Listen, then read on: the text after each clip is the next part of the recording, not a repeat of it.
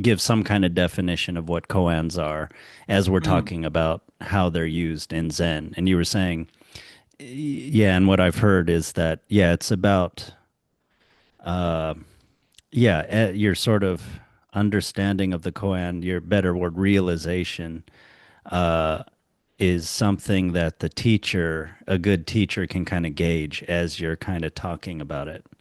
But it's mm, really interesting because it's not like there's an answer, right? Like this is what it means. The monkey's paw symbolizes this, and it's about, it's about this historical event done. Okay, yeah, you get it now. No, it's more how your mind, I don't know. It's more like, yeah, how your mind is coming to a realization of a greater depth of itself or of reality or something like that. How you're sort of less enthralled by concepts, something like that, and you're less dividing the world up into like narrow concepts or something like that. But basically, you're kind of getting closer to enlightenment or further away from the opposite of enlightenment, which is, isn't it something like this extreme attachment to identities of yourself, reality, and parsing things up in like a narrow kind of way, something like that. It's you're getting to something like some kind of beginner's mind, some kind of child's mind, or something like that as an adult. mm. I mean, yeah. It's hard to say if there's an opposite to enlightenment. Mm, Um, in and of itself, the concept or the idea of enlightenment is a bit of a koan because you mm, can't really talk about it. Anytime mm, you say it's like when you say, "Oh, well, the opposite of enlightenment is like these concepts and these labels." I'm like, yeah, I get, you can say that. You can say if you're stuck in concepts, if you're stuck in this is the way things are, like you're missing the point. mm, Um, the Buddha Dharma says um, everything is suffering, everything is discomforting. There's nothing lasts forever. Everything is kind of interdependent on itself, and nothing has a unique and inherent self. mm, Everything fades, and nothing has a self, if I'm mm, remembering correctly. mm, Um, they're called the three marks of existence, and so enlightenment mm, is realizing that. And mm, so, yeah, you can say that having a concept of, oh, I am myself, and that means that I will always be feeling this way, and I will always, you know, um, label myself in this way. It's to take like a snapshot of yourself in the moment and just be thinking that this is me mm, instead of like, oh, well, this is just a moment in my experience. mm, Um, but even that snapshot is to some degree that is enlightenment. I mean, mm, they talk about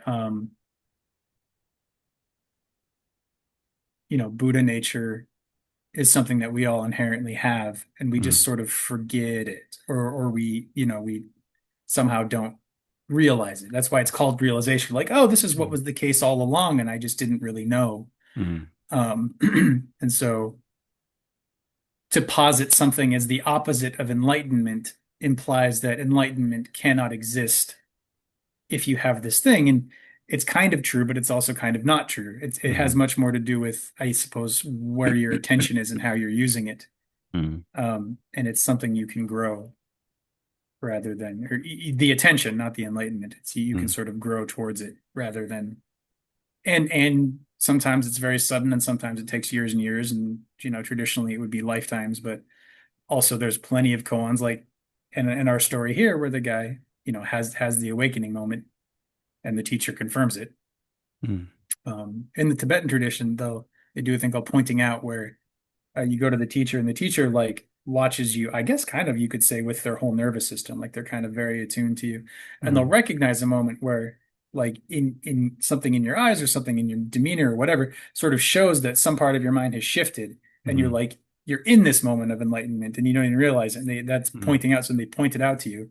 mm, That's it, and then it's up to mm, you to kind of try and maintain it mm, over time. So it's both something you have and something you remember, but then also it's not a something at all. mhm, And then this is why why I think you need koans, because the koans will, if you are coming at them with a purely conceptual mind, they'll freeze you. You'll get stuck. They become a Mm, barrier. mm, One of the first koans I think people are usually given is a monk goes to the teacher Joshu and he says,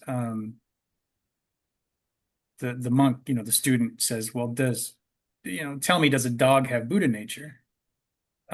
Which is kind of an impossible question because you can't say yes to that and you can't say no to it. But so he's kind of trying to trap the teacher. Well, what are you going to say, Mr. Smarty Pants, Mr. Enlightened Teacher? And the teacher just says moo.